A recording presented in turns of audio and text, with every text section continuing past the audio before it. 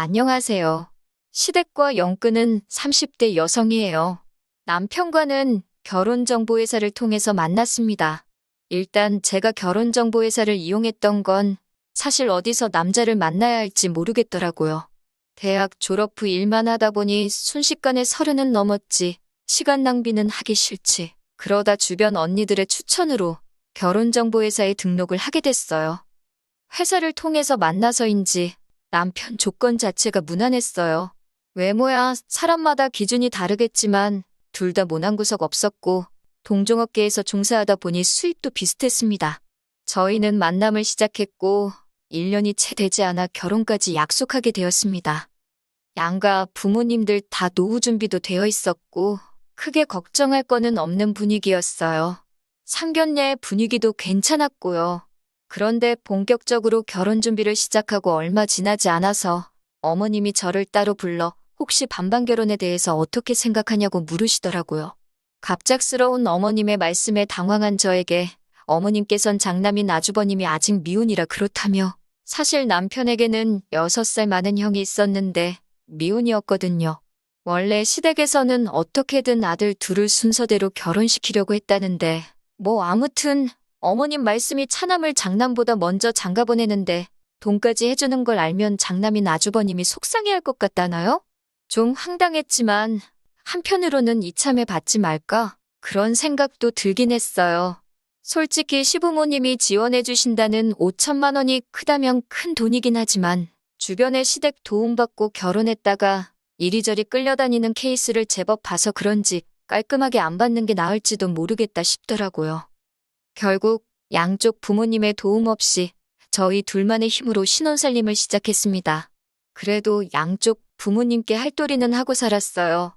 맞벌이를 하다 보니 첫 해를 지난 후에는 대부분 용돈을 드리거나 외식을 하는 편이긴 했지만 그래도 최선을 다해서 잘해드리려고 했어요. 이후로 어느 다른 부부들처럼 별거 아닌 이유로 속상하고 서운한 적도 있었지만 또 별거 아닌 이유로 즐거워하며 그렇게 부부 생활을 이어갔습니다. 그러다 아주버님이 장가를 가면서 생각지도 못한 문제들이 발생하기 시작했어요.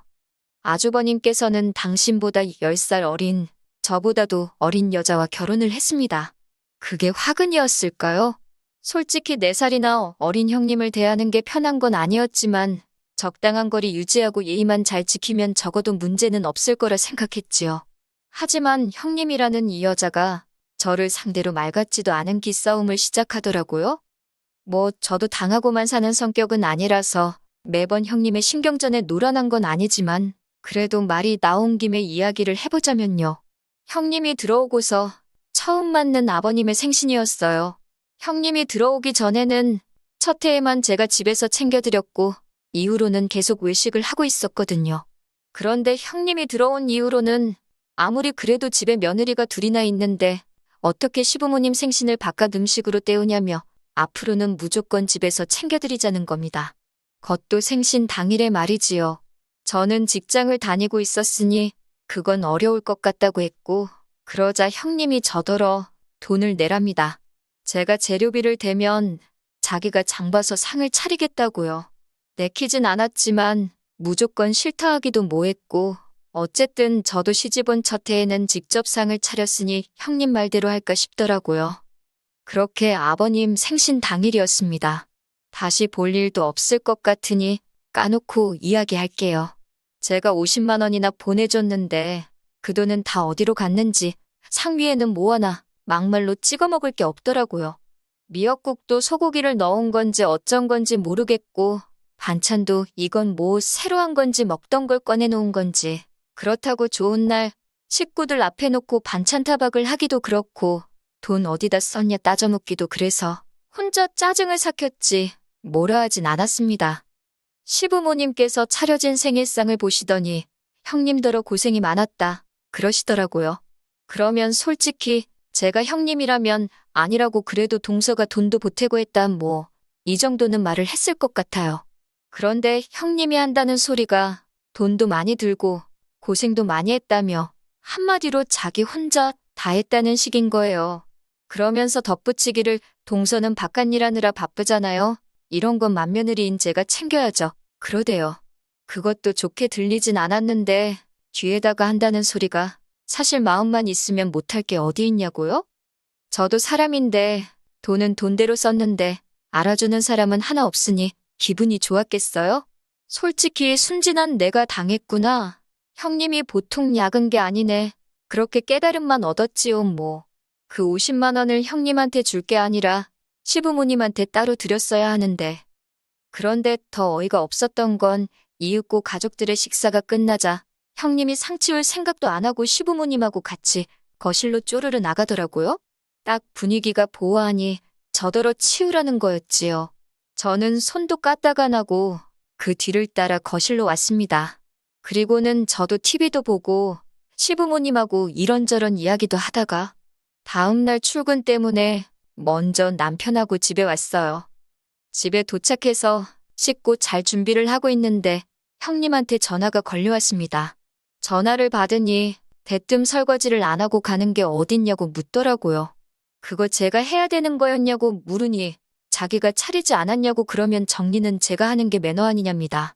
형님이 먼저 나서서 아버님 생일잔치 준비하신 거 아니냐고. 저는 형님 집에 초대받아간 손님이었고 제가 남의 집에서 설거지까지 해야 되는 줄은 몰랐다고 대꾸했어요. 그리고 솔직히 돈 들인 걸로 충분히 제 몫은 한 거 아니냐고 한마디 했지요. 그러자 자기도 더는 할 말이 없는지 내가 할 일 네가 할 일 따지고 그러는 거 아니랍니다. 그리고선 그렇게 따지고 사는 거 피곤하지도 않냐고 비아냥거리길래 그렇지 않아도 지금 너무 피곤해서 자야겠다고 쏘아붙이곤 그대로 전화 끊어버렸네요. 하지만 결정적으로 형님뿐만 아니라 시부모님과도 틀어지게 된 건 이 때문이 아니에요. 시부모님의 결혼 기념일이 그리고 어머님이 보여주신 태도가 저로 하여금 두 손 두 발 다 들게 만들었지요. 지난 시부모님의 결혼 기념일은 시부모님 두 분이 결혼하신 지 40주년이 되던 날이기도 했어요. 그래서 두 분을 제주도 여행이라도 보내드릴까 그런 생각을 하고 있었지요.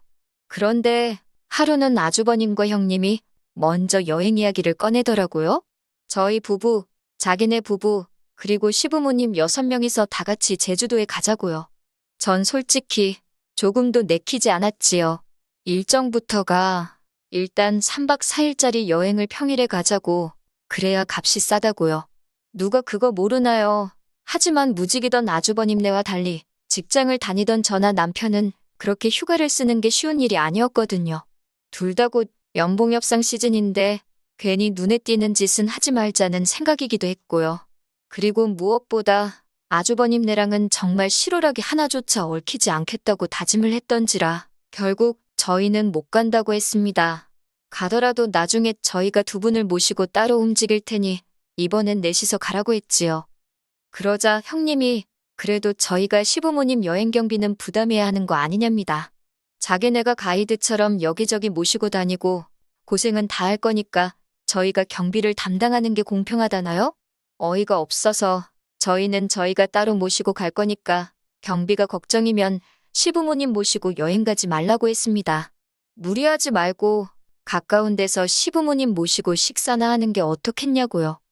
그러자 이 정신 나간 형님이 시부모님을 상대로 아주 말장난을 쳤더라고요. 그걸 알게 된 건 이틀 뒤인가 어머님께서 전화를 해오셨는데 저더러 그러는 거 아니라며 다짜고짜 크게 화를 내셨거든요.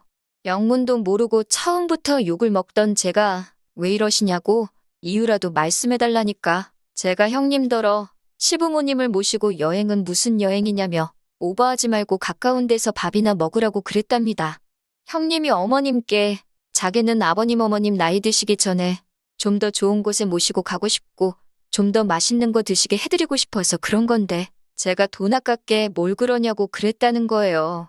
듣고 있는데 어이가 없는 걸 넘어서 환장하겠더군요. 저는 어머님께 어떻게 된 일인지 형님과 나눈 대화를 들려드렸습니다. 한참을 듣고 계시던 어머님께서도 어느 정도 화가 누그러지신 듯 했고요. 하지만 대화가 통하니 다행이라고 한숨 돌리고 있는데 어머님이 대뜸 하시는 말씀이 정말 어이가 없대요. 어머님께선 큰애가 얼마나 효도를 하고 싶으면 그랬겠냐입니다. 자기도 잘하고 싶은데 주머니 사정이 여의치 않아서 그런가 보다며 잘 버는 저더러 이해를 하래요. 나이는 제가 많으니 어른으로서 나이 어린 형님을 잘 이해해 주라나요? 그러면서 저희 부부랑은 여행 간 셈 칠 테니 그냥 형님이 해달라는 대로 돈을 주랍니다. 저는 그런 어머님께 싫다고 했어요. 제가 무슨 물주도 아니고 형님 뒤에서 돈만 대고 그러는 거 싫다고요. 효도고 뭐고 자기 분수껏 하는 거지. 그리고 서운한 마음에 어머님도 그러시는 거 아니라고 처음으로 대들었네요. 최소한 잘잘못은 가려주시고 누구 하나 억울하지 않게 말씀하실 거 아니면 차라리 모른 척 하시지 그랬냐니까? 어머님이 대뜸 저더러 웃기답니다. 큰애 무시하는 것도 부족해서 이제 시애미까지 가르치려 드냐고 저 하나 때문에 집안 꼴이 엉망이라고 그러시대요. 급기야 저더러 이런 식으로 나올 거면 당신하고 영 끊찹니다. 며느리는 당신한테 잘하는 며느리 하나만 있으면 된다면서 저 같은 건 됐다나요. 그날 밤 퇴근한 남편에게 저는 이혼하자 했습니다. 남편은 무슨 뚱딴지 같은 소리냐며 짜증을 냈고 저는 담담하게 어머님과 있었던 일을 들려주었어요. 남편은 설마 하면서도 꽤나 충격을 받은 얼굴이었습니다. 저는 남편에게 이런 소리나 듣자고 결혼한 거 아니라고 이 집에 미련 없다 했지요. 그런데 남편이 저를 잡더라고요. 그동안 늘 중간에서 뜨뜻미지근한 반응을 보이던 사람이라 솔직히 기대 같은 건 없었는데 자기가 봐도 어머님이 도를 지나치셨다면서 자기는 자기 가정을 지킬 거랍니다. 앞으로 시댁과 일절 교류 없이 살 것이니 자기를 믿고 이혼 소리는 하지 말아달라대요. 그 말을 하는 남편의 눈빛이 얼마나 절실하던지 믿어주기로 했지요. 그런데 한두 달쯤 지났을까요? 형님한테 연락이 왔습니다. 받을까 말까 하다가 안 받았더니 장문에 문자를 남겨뒀더라고요. 아주버님이 뭐 사업을 시작하려고 했는데 사기를 당했다나 그러면서 돈 좀 빌려달랍니다. 금방 갚겠다고 도와달래요. 그냥 무시했습니다. 그랬더니 하루는 퇴근하고 집에 왔는데 현관 앞에 형님이랑 어머님이 와 있더라고요. 집 안으로 들이긴 싫어서 집 앞 카페로 데리고 갔습니다. 아니나 다를까 그때 그 돈 이야기를 또 하대요. 저는 할 말 없다고 했어요. 남편하고 따로 이야기해보든지 하시라고요. 그리고 커피값은 내주고 왔네요. 며칠 뒤 남편이 묻지도 않았는데 어머님 만난 이야기를 하더니 안 도와드렸답니다. 솔직히 시부모님 두 분 중 한 분이 아픈 것도 아니고 또 아주버님 일이라는 게 짜증나더래요. 자기도 언제까지 거기 수발 들어주며 살 수는 없다며 남편이 단호한 태도를 보여주니 솔직히 안심이 되더라니까요. 앞으로도 남편이 잘 행동하리란 믿고 살아도 될 것 같아요. 긴 이야기 들어주셔서 감사합니다. 오늘의 사연은 여기까지입니다. 구독과 좋아요, 알람 설정해주시면 앞으로 더 좋은 사연으로 찾아오겠습니다. 감사합니다.